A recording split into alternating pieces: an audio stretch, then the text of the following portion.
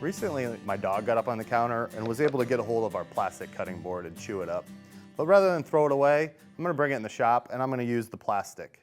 Now this type of plastic makes great parts for my jigs and fixtures like runners and fences, and it's strong, low friction, and it doesn't expand and contract like wood does. And the best part is I can use my woodworking tools to machine it pretty easily. So I'm going to start on the table saw here and cut it up into a sled runner. I'm going to start by cutting both ends off this cutting board. Then I'll rip a narrow piece that I'll use for my sled runner.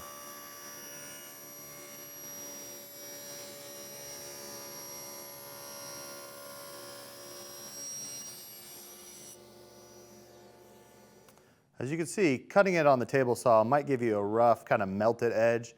That's easily peeled off or sanded away, but you can even run this through the planer and it'll give you a glass smooth edge.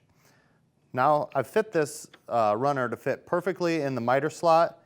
You can see it runs smoothly. So I'm ready to take this wooden slide off of my jig and replace it with the plastic one, and it's going to run a lot better for a long time.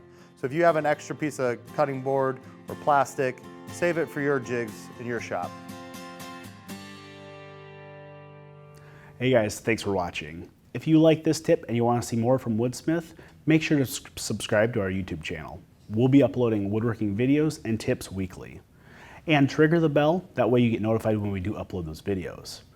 Any links for plans or supplies we use for these projects will be down in the description. As always, thank you for watching.